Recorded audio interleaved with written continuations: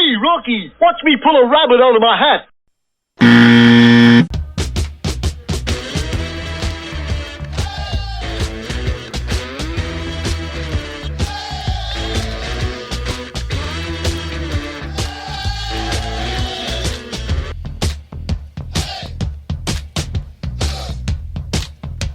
Forest is moose and squirrel.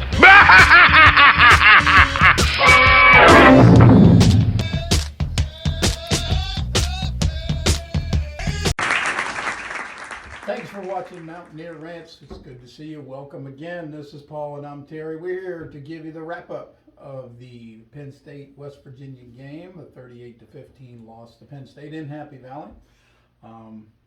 We've got a couple of things we want to say about that. What do you want to say about that? Well, I'll start by saying I was wrong. I said there might be an upset. I was thinking Lake Neil Brown, I will say that, because I thought we'd score on them, and we didn't. There were a couple of things that didn't show out the way I thought they might, a couple of things that are a little disappointing, but overall I was a little optimistic. I agree. He did say in his press conference that he wanted to get it into the fourth quarter, and we thought we'd have the advantage. And that's I think what I said in the preview too. I said if we can get it, keep it to the fourth quarter, maybe a mistake or two. But then again, Penn State didn't make a lot of mistakes. We both said that if both teams play good ball and there's no mistakes, no major penalties, no turnovers, that the 5-star and 4-star players will end up beating the 3 stars, especially in a home game. And that's exactly what happened. They didn't make a mistake. They didn't turn the ball over. They didn't throw an interception. They didn't get. I think they stalled once on 4th down. A couple of times they had one 5-yard penalty the whole time, which now that's a little questionable. There weren't more. However, there weren't many penalties, but it was a pretty clean game, and they didn't beat themselves. We, I thought, played at least a decent game. I didn't think it was bad. I didn't think there was anything. There was a couple of things bothersome, but not glaring.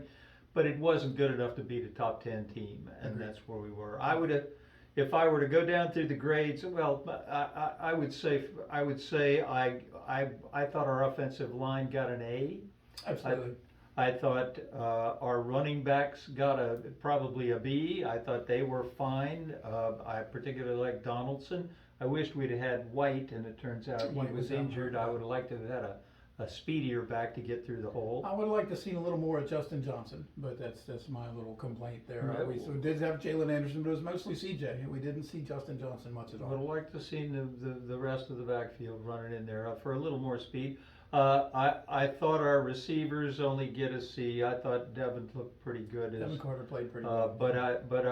And I thought our receivers are better than they were last year. I thought they'd be a little better than that, but you've got to have a passing attack to balance your running attack. We didn't have it, and that brings me to one of my disappointments, and that was to Garrett Green. I thought Garrett would open up the ball game by throwing the medium and intermediate passes and adding a run, and he seemed to me to freeze on his passing. He wasn't connecting deep. He wasn't connecting shallow. He wasn't able to frighten them at all about any kind of a passing game so they could cheat in. And I know he can pass the ball. Yeah. It's got to be in his head. He's a C minus. His accuracy was not there. Now he showed courage and he ran the ball well, and there were designed runs for him that worked. And he does give us a completely different weapon than what we've had in the past. You can give him a participation trophy. I'm going to say he didn't have a good game. If you're going to play major college football and knock off a top 10 team, you've got to be able to make little passes, and he didn't. He couldn't do it. And while he can run the ball, and he ran into some people that were faster than he's used to, I think you were right when you said he ran with a little hesitation too. So he's got to get better. He's got to get better, because several of those passes Daggy would have made. Yeah. And by the way, let me add as an aside.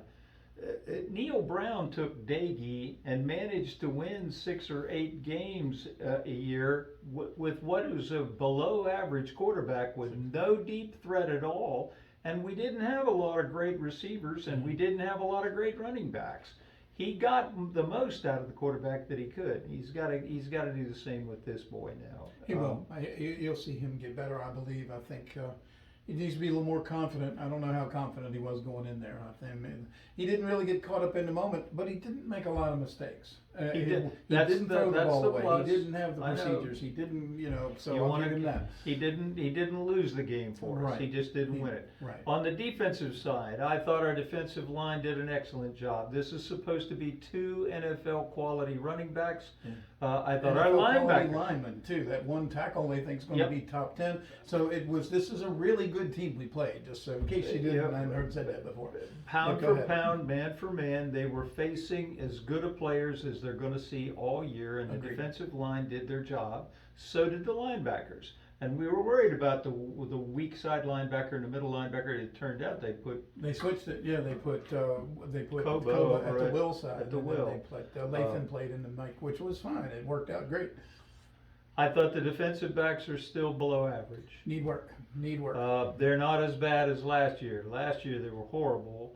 This year they tackle. This year they stay closer. They weren't wide open, but they are still below average. You're not going to be the top 10 team when the guy you're covering is 3 or 4 yards away from you. And on that first touchdown Penn State had, I don't blame Aubrey Burks at all for laying out to try to knock that ball down. That's the kind of aggressive play that you need to have more of. He could have played it safe. He could have just stayed back behind him and let him catch it and tackle him. And so they wouldn't have scored, but they probably would have scored anyway. I like being a little more aggressive. Didn't work out this time, but who's to say it won't next time? I like the aggressiveness. That's a philosophy question. It's not a physical question. I mean, he was trying to do something and didn't do it. Is different from saying he can't do it or he didn't do what he was supposed to. But the defensive backs get a low grade. I thought our special teams got a B. I thought we would beat Penn State in special teams. That wasn't the case either.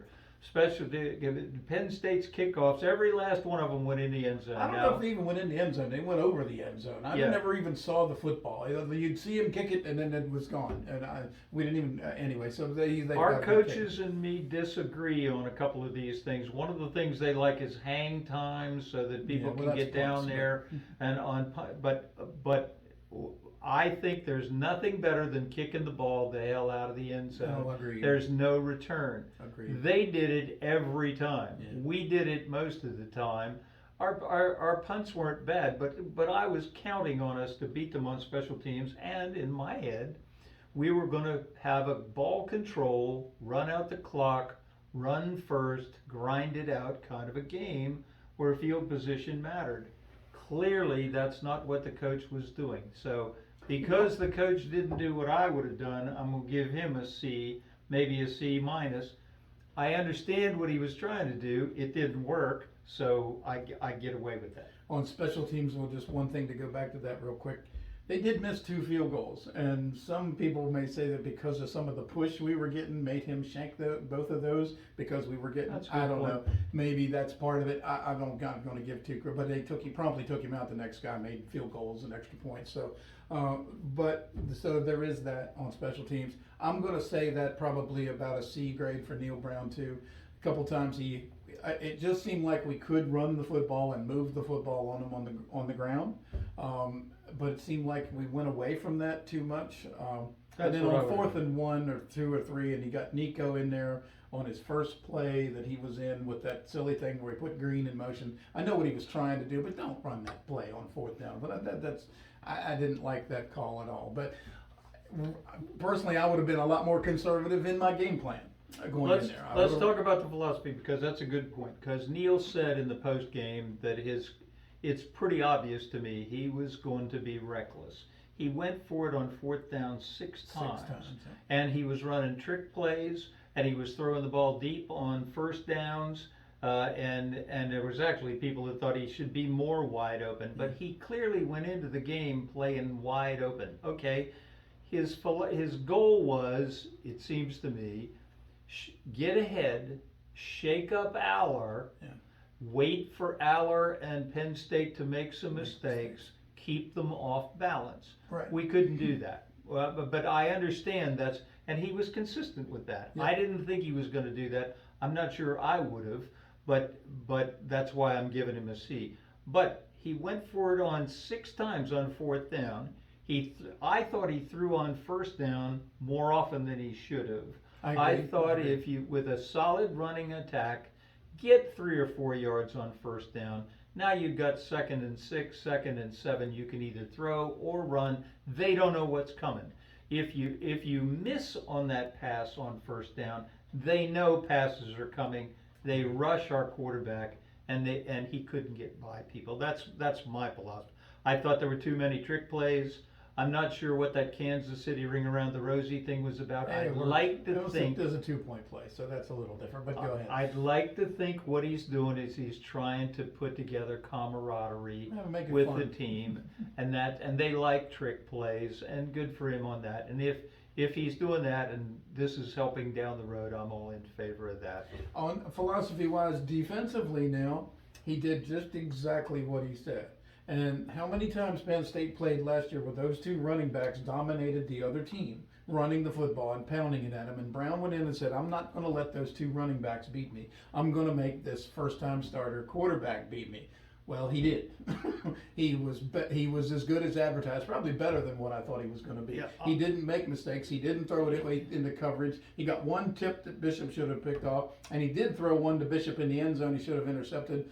But it didn't hurt us because he missed a field goal. Aller was shook up, I think, maybe 3 times. Yeah. Once he had to call a timeout. Yeah. Once he got a timeout and got a break, he got his poise back. You got to hand it to the guy. He played a flawless game. He didn't make mistakes.